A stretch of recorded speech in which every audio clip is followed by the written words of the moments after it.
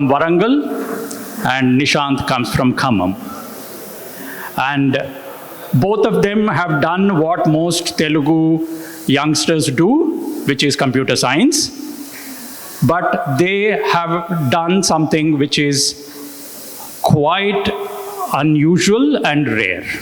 But I would like to hear from them, their journey to where they are today. Both of them have made it very big, in the US and also in the UK. And both books are published by Penguin. And so I would like to begin because this morning I had a session, I began with my left.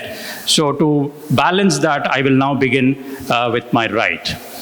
So I will first ask Ruthvika to tell us about the journey from where she started and to reach this point, as now somebody who is, what should I say, a future star to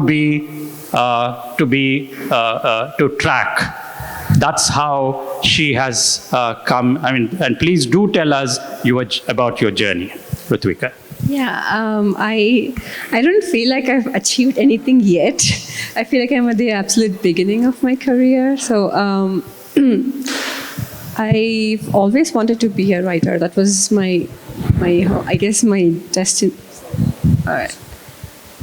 I guess that was my destination for, I would say, most of my life. I just wanted to be a writer, but I suppose I didn't know how to get there. I did what was immediately in front of me, the options available to me. And as you say, I did study computer science, as did so many others in my class, in my graduating class. I was writing short fiction and poetry for many years before I made the decision to quit my job. I didn't know whether it would be poetry or fiction, to be honest. But I realized that I was terrible at poetry, like I was bad at it. So that was a clear answer. I would have been in trouble if I was like decent at poetry, but I wasn't. I started writing this book sometime in 2019, and I had a rough draft, and I felt that I couldn't really spend time on this book unless I just like exited my normal life, which was like having a job as a software engineer.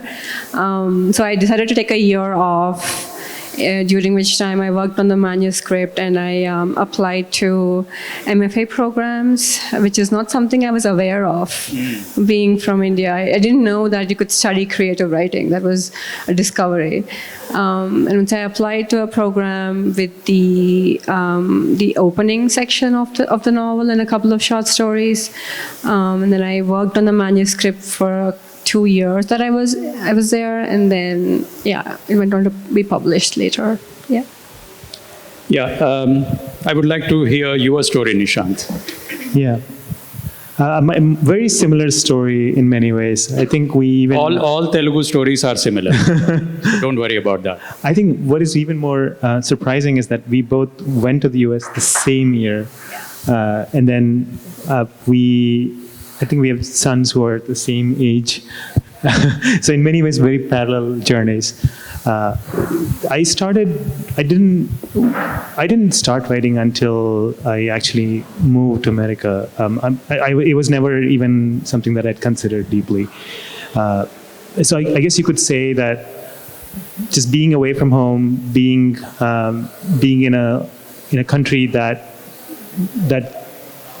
in a country where I felt invisible, I think, sort of pushed me to find meaning. I wanted to reassemble home as I knew it. So that's how it began. But actually, even before that, I think I was working at a software job. I knew I wasn't happy with it. I couldn't quit the job, and the whole obligations and all of that. So I was trying to find expression. I didn't know what it was. I didn't know it was words. So I tried photography for a while. So I would take pictures of, like, not necessarily people, but of sunsets, of maybe, for example, of light hitting grass at a certain angle or things like that. And then I realized I was sort of, I had already planned the shot in my head, and then I was trying to recapture it. So much of the action was already happening in my head. And so when I moved to words, I realized I don't need to wait for the outside reality to align to what I want to do. So that became like a discovery for me. And then I sort of started obsessively reading and writing. And then similarly, I found out about MFA programs, and I applied, and I had the complete manuscript, except for one story by the time I graduated. And then a couple of years later, I had the collection and it sold, and yeah, here. Just for the benefit of those of you who are not yet familiar with these two books, while Ruthvika's is a novel, Nisahanth's is a collection of 11 short stories. Interestingly, you spoke about the training that as part of the MFA program that you did. And Nisahanth, you also talk about, it's so common to, read their stories about, for example, like many households, I don't know about Ruthvika, but, Nisahanth said somewhere that he wasn't the reading type. Like most, I suppose, Telugus, right? he didn't read, fiction and things like that. I mean, I did read, but it's just that it wasn't as widely as I suppose most other writers read. I read in patches here and there, but mostly also I think I fell prey to this trope of, oh, you're good at math, so you must do IIT.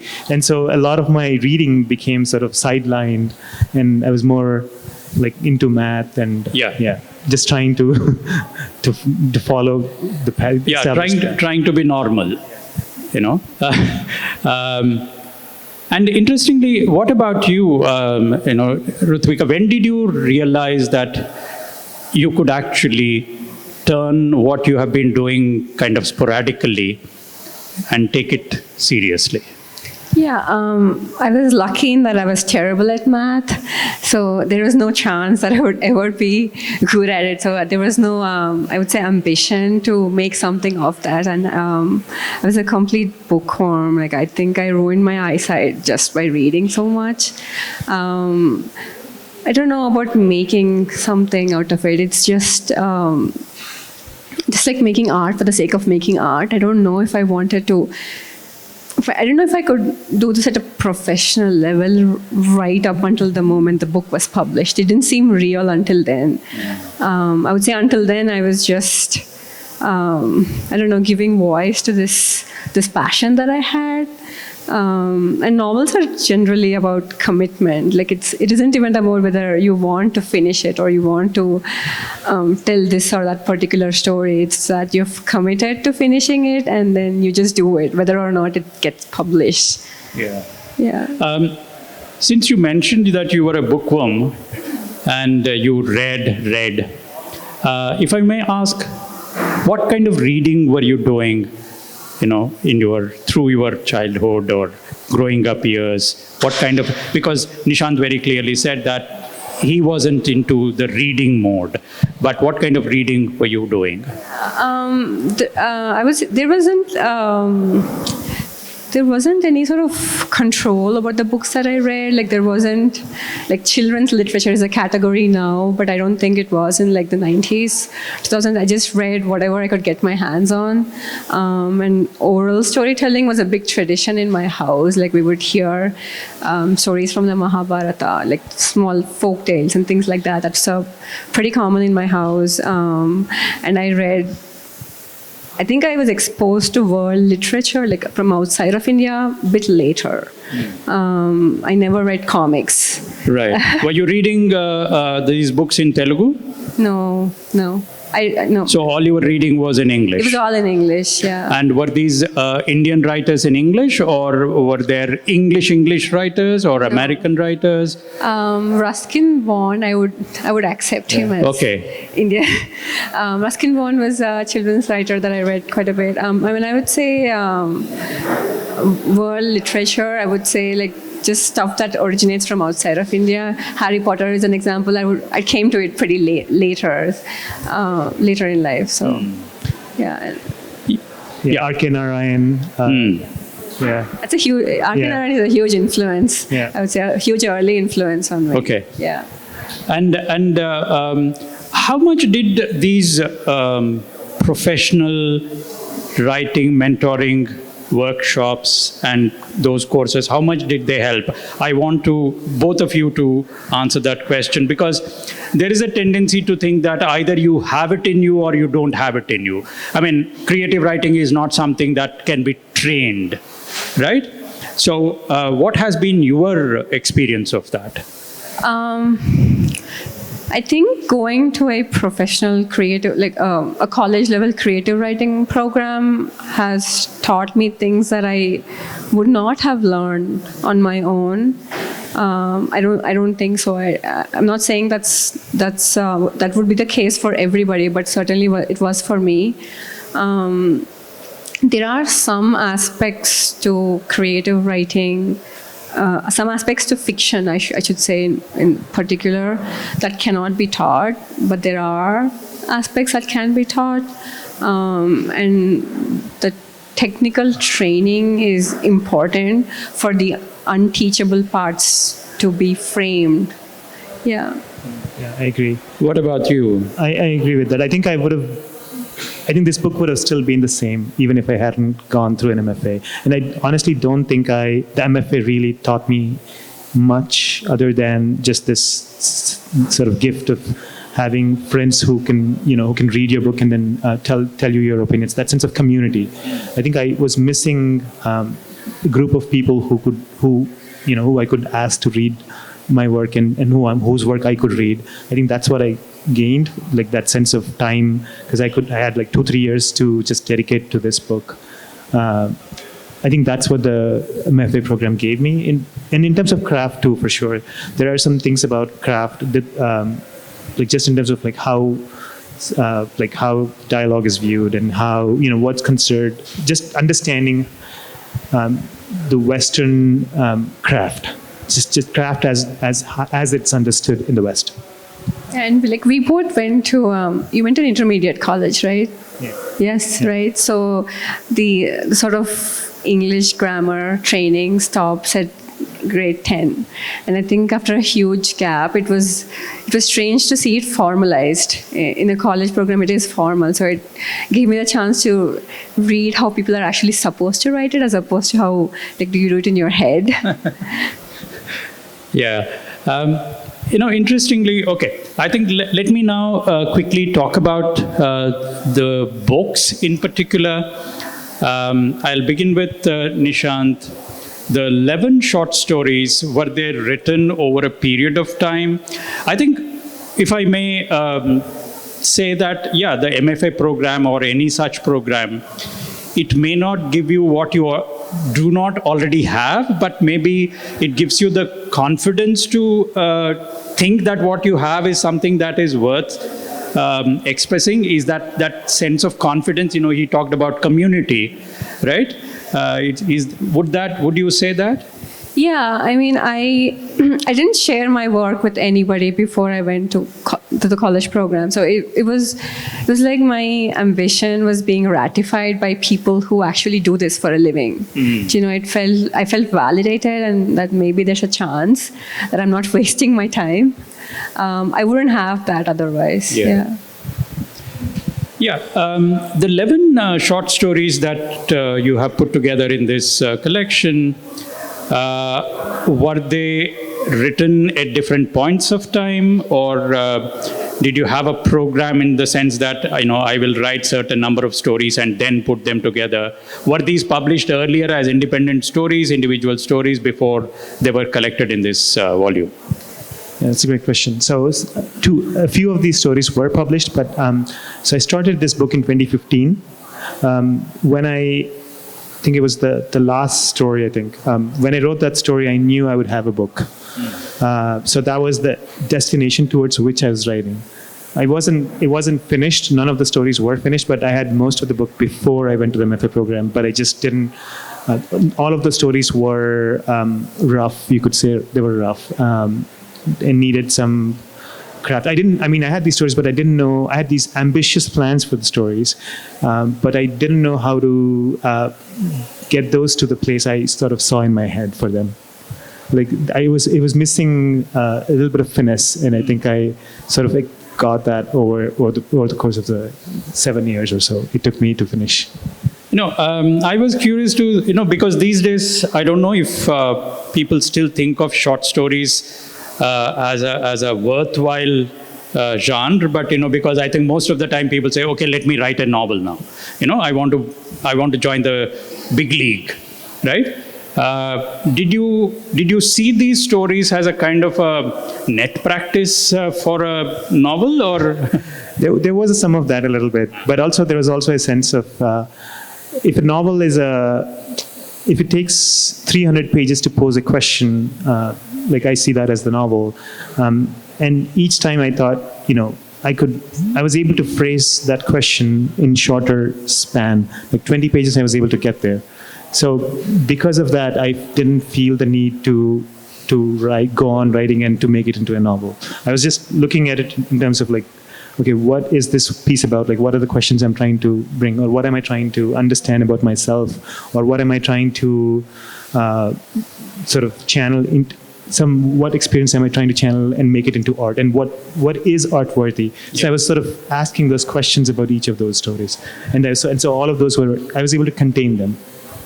If I ask the reverse question to you, did you think that it was rather ambitious to think of a novel to begin with, or did you ever think that, let me start with short stories first? Because you said that you've tried poetry and then it didn't work. Did you think that, okay, what the next step could be? Should I start writing short stories, or did you have in mind that you would, do a novel and nothing else? No, the prospect of writing a novel to begin with is too scary. I didn't. I wrote a collection of short stories, which is currently collecting dust. At some point, I want to go back to it, but that's what I did first. But I don't think of short stories as I didn't think of them as practice, because they're completely different forms, and it's when I was working on short pieces, it felt like Nisahanth said, you find the ending and then you stop. And when I was attempting to write the novel, I just didn't find the ending. For like 4 years, I didn't find it. Just kept going. And I wasn't very sure where it would end. But when I was writing a short story, I would know. Pretty soon I would know where it was going to end. If that makes sense. Yeah. There are two wonderful books, oldish books, called Beginnings and Endings.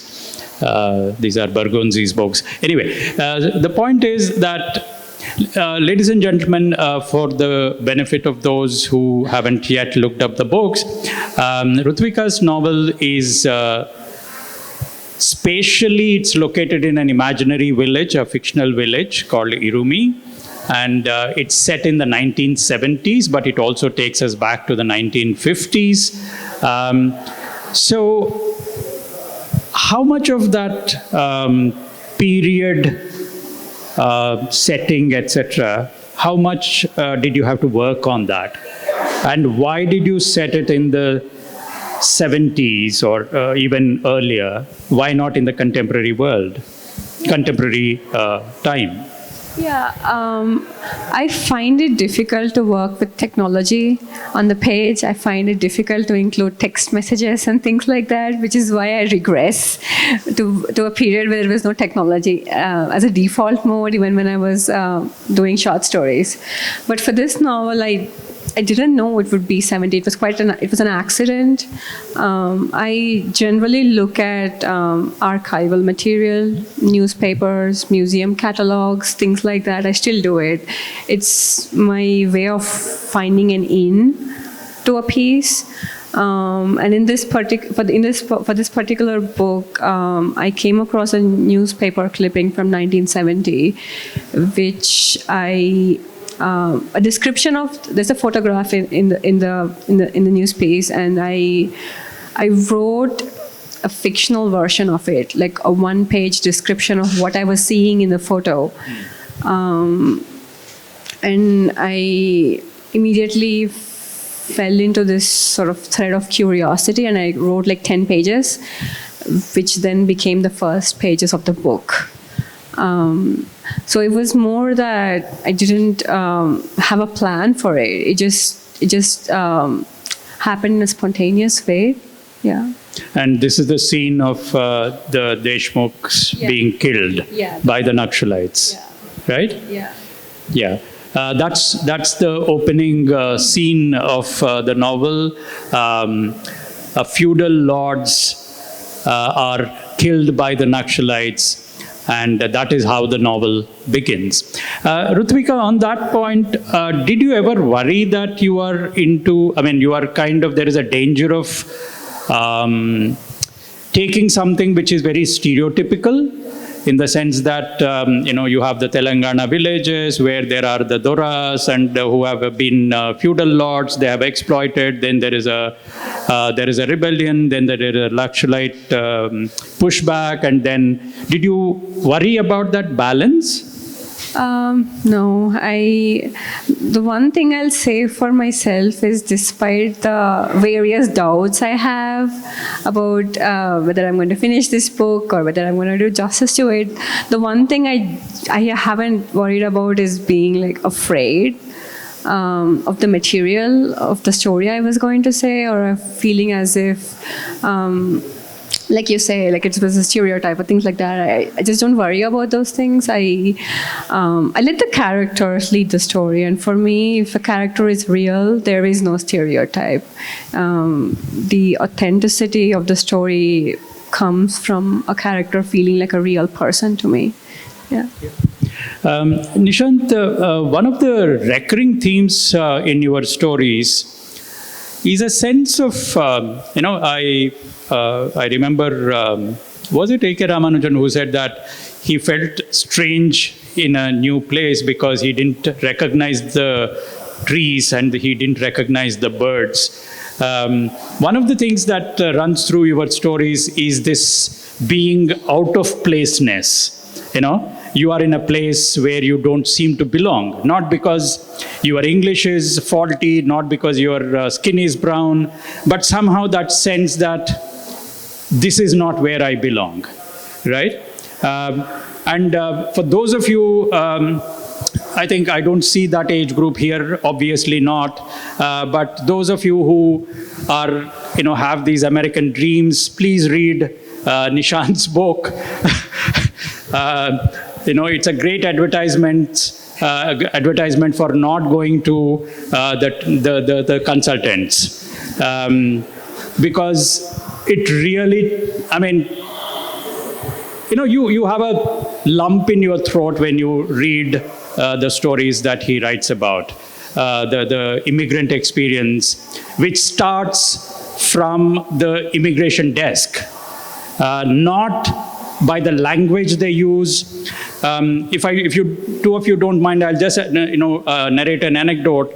A good friend of ours who lived in the UK for a long time, she was coming to India for a conference, and she was asked when she went back at the immigration officer asked, so lady, how long are you going to be in our country? Remember, in our country. And she turned back and said, certainly not as long as you were in my country. Right? So the idea is, yes, you are there, those dollar dreams are there, but that sense of being out of place is something that runs through Nishanth's stories. And in a way, would you think that writing these stories was a way of substituting the home that you were missing? Trying to find a home in fiction. Would you say that? Very much so. I would agree with that. I think it's this sense, like I probably mentioned this in a couple of other interviews as well. So it's not the fact that going to the US alone and going to a different place sort of made me feel conscious of my out of placeness. I think I was always out of place. I think I was always a misfit in some way. But when you live in this country, I've lived in this country for 22 years, at some point you begin to understand the way things work. You begin to read people. You begin to know just from the way they look at you, what they're thinking, whether they are in agreement with you or whether you sort of read people. That sort of I was always somebody who relied on intuition, even though there was a logical part of my brain. For the longest of time, I didn't feel like I belonged anywhere. And then over time, I understood. I felt like I understood India. And right when I felt like I understood, I left. And then so I lost all of that years of accumulated knowledge. And suddenly I couldn't, even though I could understand some of the English that was being spoken, it still felt very alien because I no longer knew what each gesture meant. And I knew it would take me another 2 decades or so to even to have that sort of same grasp as I achieved back home. So in very much it felt like I'd lost one of my 5 senses. It felt like a very deep loss, and I knew that right at the immigration desk itself, even before I had experienced any of the country. Ruthvika, do you think in your case, setting this novel in a period that is probably not even your period, right? You were not even your... Certainly not. So what is it that you mentioned that it was just a kind of a spontaneous thing, but if since you were living in the US when were you living in the US when you started writing this novel? Yeah. So was this a kind of a nostalgia, setting it back in a location that you are familiar with, or did you feel that is what actually is the real world that I know, rather than the world that I'm living in? I mean, it has never, I guess that's partly true. It hadn't occurred to me that I could write something set in the US. I still haven't reached that point. I feel like I need a lot of distance and space and time to write about the particular topic. It isn't nostalgia either. It's pretty common to be asked, what's your village? When you meet a new person, a relative, what's your parents' village? What's your proper? That's I think, right? What's your proper, or what's your native place? Yeah, it's not even the place that your parents are from, it's their parents' parents are from, right? And it was this vague and unformed place for me because I grew up in the city. I grew up in Hyderabad, and my grandparents, I visited them in Warangal, but that wasn't the proper. The proper did not exist anymore. It only existed in anecdotes, bits and pieces of so and so used to be so and so in this village, which I had never seen. And thinking very consciously about where you want to set your fiction will actually hurt. I think it hurts the work to be so aware of it. At least in my case, that is my observation of my own writing practice. I need not be aware of it. So I didn't consciously think I want to write about the village. But it was where my imagination and curiosity led me. That was the first place it went to. Yeah, Nishanth, one of the things that really struck me while reading your short stories was how, for example, there are characters, Muslim characters in your stories. Was this some kind of a conscious choice, or did you?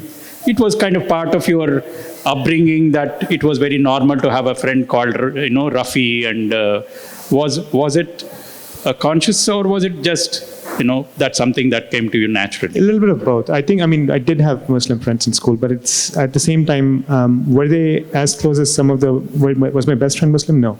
But I think my decision to use or to have Muslim characters, to have queer characters, I think it was intentional, because I wanted to not just write a book about home, but I also wanted to show home in all of its beauty and also in all of its ugliness.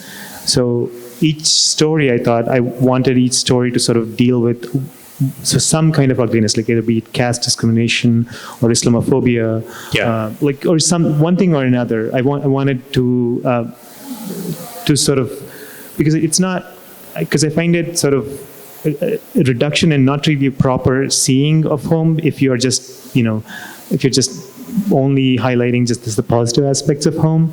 And so in that sense, it's very much intentional. Yeah. But one of the things that seem to, come again and again in your stories is the sense of loss. Something that is lost, and that loneliness. And how much of that is, how much would you associate it with the place where you were? For example, Ruthvika said that she never read comics, right? And something that, children grow up with. You may understand the English, that other people are using, but the cultural references, cultural context, of sharing a joke, for example, you don't get those jokes at all, right? Or the television series that they watch, and so jokes and things like that, those cultural references make you actually feel out of place. So people, when say that, okay, you can understand English and therefore, you can live anywhere. So I think those cultural contexts, cultural references make the difference in terms of where you feel comfortable or, not belonging. So do you think that there is that loneliness also is it, what I'm saying is very simply, is it a personal trait, or is it contextual in your case? I think it's personal in my case, but also in terms of, I didn't write this book just because I was lonely. I think I wrote this book out of a sense of revolt, because I wanted to, because I was not happy with the reality around me, I wanted to reshape it the way I wanted it to. So this book was a way for me to do that. And so when you talk particularly about loneliness, then I have to go deeper into it. Like, what sort of loneliness is this? My loneliness, like, is it just because I'm away from home? Then that alone seems small to me. Like, it seems to me that there are a large population of people who are being ostracized in India, who are being shamed in many ways. So what about their loneliness? So I wanted their experience also to be sort of part and parcel of my own sort of specific kind of loneliness in a way, because I wanted to get at those deeper questions, like what are the kinds of things that we are doing in our home, and why are we sort of destroying our home? Sort of, I was trying to answer those questions for myself. And I will just, I think, one more question to Ruthvika, and that's where I will stop. Ruthvika, you talk about, many things, sibling rivalries and, all those very familiar things. But one of the things, I don't know if it worries you when your novel is kind of compared to some extent with compared to Arundhati Roy's novel. Did you ever worry about that? I mean, because there is the same kind of sibling rivalry, there is the intercaste-ness, and did that worry you at all? I actually haven't read The God of Small Things. Very good. Good for you. Yeah. I haven't. Now you can read it. Okay. Now that you have finished your novel, you can read it. Okay, I haven't read it, and I heard that comparison being mentioned for the first time in the US when I put up a section of the book for workshop, and then immediately someone else said that is so stereotypical, like the one Indian woman writer in the room is being compared to the one Indian woman writer that you know. But I don't think I heard that enough times to be Really? concerned. No. Because I mean, by the way, I did not read this review. Check. No. Check. I did not read that review, but actually when I was reading the novel, it suddenly struck me that, yeah, there are these two siblings, and then, one of the siblings is blamed for an accident that happens to, the same thing happens in The God of Small Things. And then, of course, the upper caste woman falls in love with a lower caste man. And so there were these similarities, but of course, very, very different, right? I'm not saying this to in any way kind of diminish your novel. But what I'm saying is that, there is something in the first novels, which probably brings out many of the things that have been kind of boiling in you. So very often the first novels come out as a kind of a cathartic outpouring. So I was wondering how much of what you have written, in a way, it's an unfair question, but how much of it was kind of experienced firsthand? I don't know. I mean, I have a friend who's an actor, and I feel like I have so much in common with this person, because I feel like I'm constantly putting on these roles, and I'm entering the heads of these characters, and I'm talking like them, and I'm seeing the world through their eyes. And with this book, I had so many characters, and I was doing it over and over again. By the end of working on the book, I was sort of homesick for this place that I'd created. I was homesick for these characters. It was a sort of a painful breakup type situation. I had to walk away from it, and then I had to have some distance from this world. So I don't know about the cathartic first-hand experience of it, because when I was working on it, I never felt that I was doing that. But I don't know, with distance and time, I may realize if there is something that I put in consciously. Yeah. Check.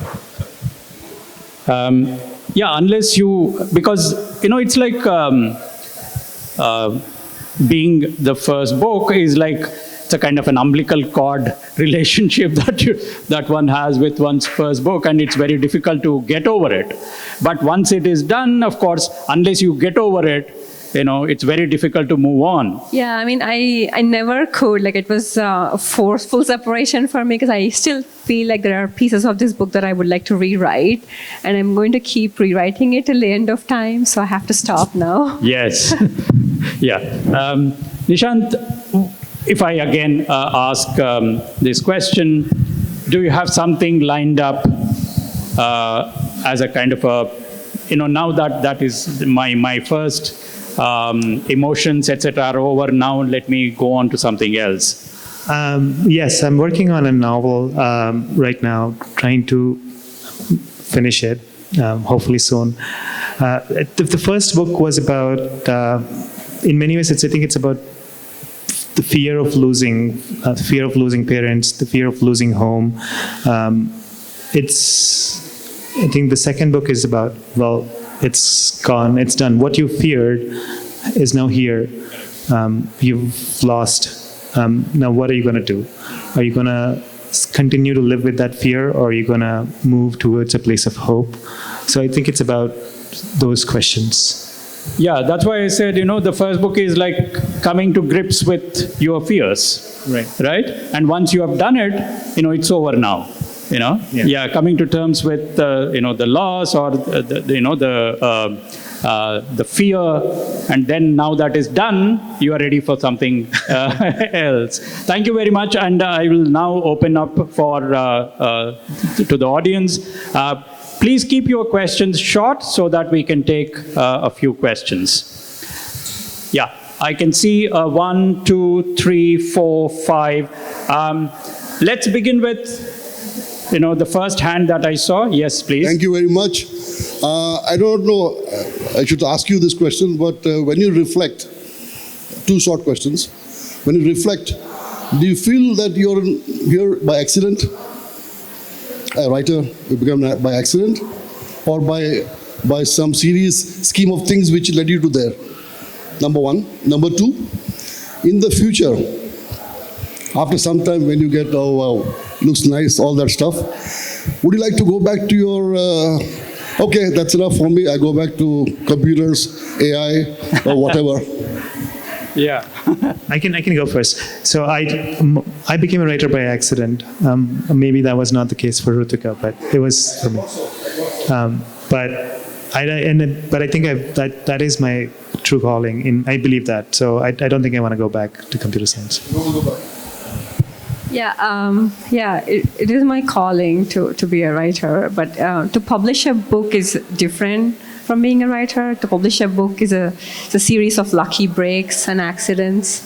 And I don't think I can go back because I haven't done the computer's job for 6 years, and the technology has moved on by now, so it's too late for me. Even if I wanted to, I can't. Good. I think, the loss for the computers, is a great gain for fiction. Yes.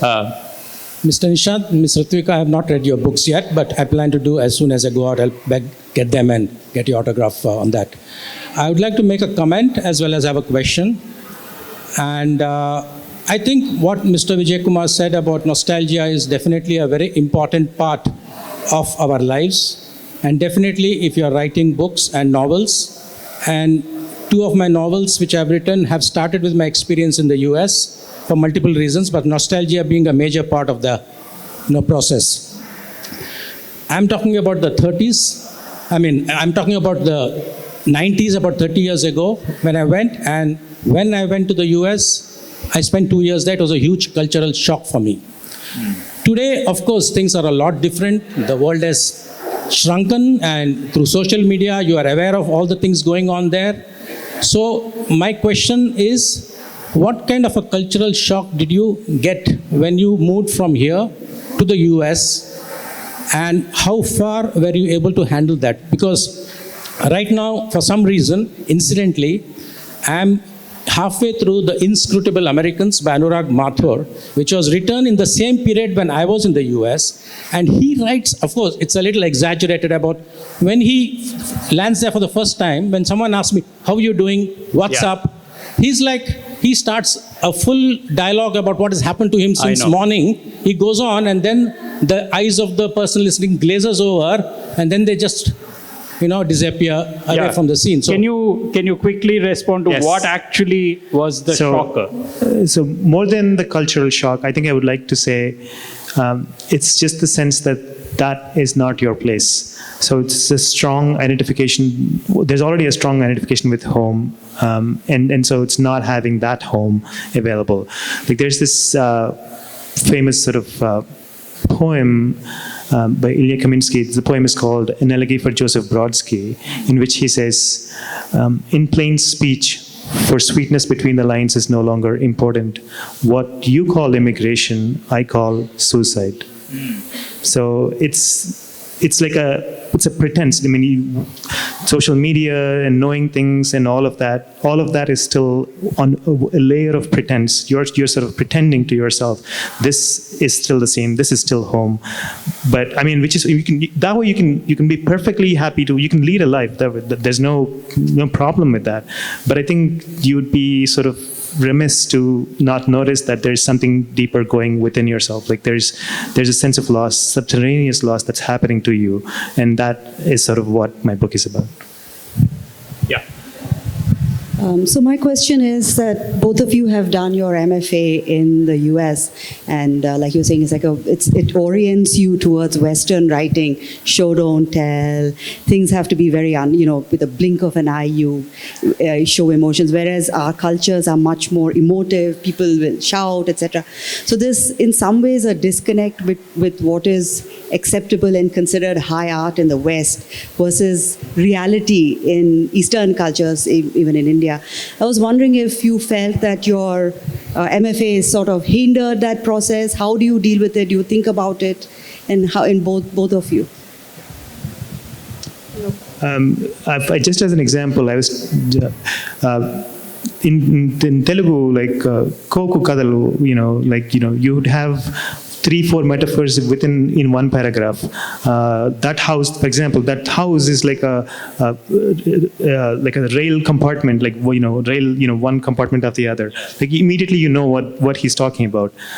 Like if you have multiple metaphors in one paragraph, that's completely fine here, because you're like the cleverness of how you spin those metaphors is important and it gets valued here. But like if you do that there, it's seen as distracting. And it's completely different culture. I think one is like we're more coming from more oral, traditional, and so just knowing what's acceptable and just trying to understand like how they view of craft, and because I see their point. Like when you eat, every time you describe a metaphor for somebody who's like just trying to read the story, it can take you out of the story a little bit. So it's just understanding those nuances and knowing when to fit in, when to still sneak in your brand of storytelling. I think that's while at the same time, like trying to understand where they're coming from. I think that took some time. I went to an aesthetically diverse program, and it was one of the lucky breaks I was talking about. I felt very shielded from any prejudice about this is the right way to write high art or this is the right way. And I was just seen as this person who wrote fiction set in India, and it wasn't necessarily that they were imposing any particular Western ideas on the kind of language I was using or the syntax I was using. I felt really nurtured in developing my own voice. Yeah. Yeah. I'm sorry. I will have just one question. Can we take the question? If you keep the question very short, we will take both questions. Yeah, quick. So I've read your book, Nisahanth. It's a wonderful book, and I would like to ask you this question for both of you. Like, there's this tendency to box the Indian American writers or Indian immigrant writers as like writers of who talk about the immigrant experience, or who talk about, like, even Chinese writers, they write about China, or Indian writers write about India. Like, what do you have, like, what are your thoughts on this? And like for example, I have read your book, and like it's a wonderful book. The Immigrant short story is amazing, and I would like for example, like if you wrote a book about a Swedish farmer in the 16th century, I would love to read something like that. What are your thoughts on this? You can take that, yeah. I don't think I fully understood. Some of it was lost. I wasn't able to fully hear it. Could you rephrase the question? No, I think what he was saying is that why is it that the Chinese, let's say, diasporic writers write about China, Indian diasporic writers write about India?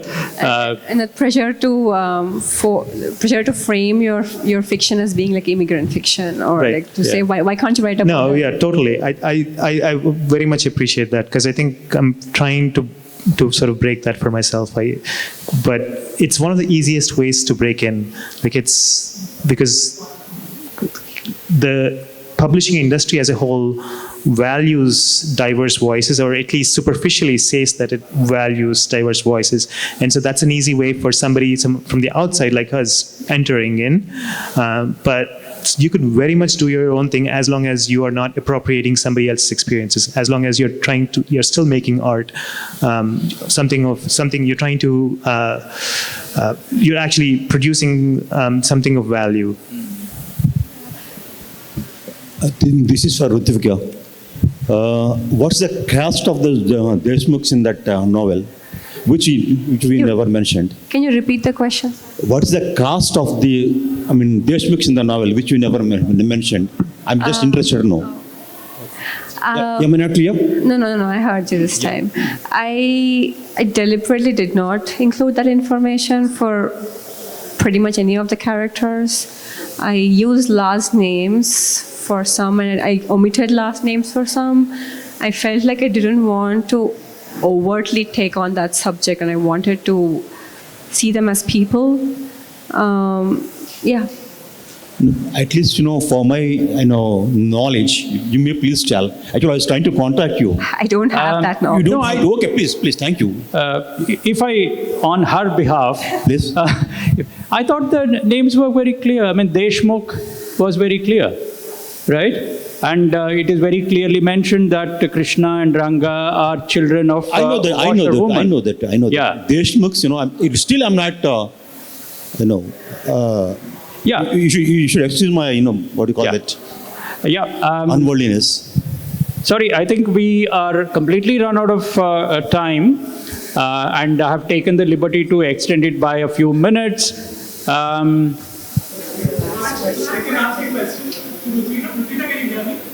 Yeah, go ahead. Yes. So firstly, I loved your book. I spent one day reading it in December. I loved it. Just wanted to say that I spent a memorable day in December reading this. I'm from Telangana, so to hear words like Engili, Vakili, Kattamaisama Temple was sort of homecoming and, really nice to read. There are two parts to my question. One, I felt like it was like Adichie. You take these deeply local stories and you put it on a global scale. So were you worried that people, say from West Africa or Australia, how would they connect to it? Secondly, your descriptions are so apt. Like when you describe a gadi in a village, I felt that I was back in my village. So how did that happen? Is it from your deeply personal experience, places you've been to as a kid? No, this is a village that I could never see. This is the vague and unformed place of imagination.